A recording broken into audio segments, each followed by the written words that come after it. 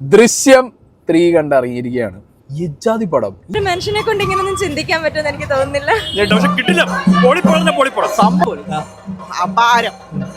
ഒരു 300 കോടി club confirm. Shaji അങ്ങനല്ലല്ലോ പറഞ്ഞത്. ഷാജി എന്ത് പറഞ്ഞു? ഈ പടം എന്തിനായിരുന്നു എന്നുള്ളതാണ് എൻ്റെ ഏറ്റവും ആദ്യത്തെ ചോദ്യം. നിനക്ക് എങ്ങനെ ഇങ്ങനെ പറയാൻ കഴിയുന്നത്? നിർത്തിന്ന് പറഞ്ഞിട്ട് എന്ത് ചെയ്യാനാടാ, ഞാൻ ഇങ്ങനൊരു ദുരന്തനായി പോയി. ഇനി ഇതെന്താ നിങ്ങൾ ഉദ്ദേശിക്കുന്നത്? ഇതിന് 4-ാം ഭാഗം 5-ാം ഭാഗം ഒക്കെ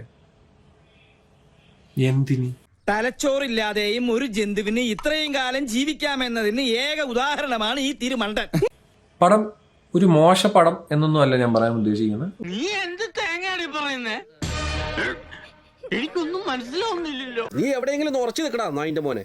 ഇവിടെ വരുമ്പോ ഒന്നുമില്ല.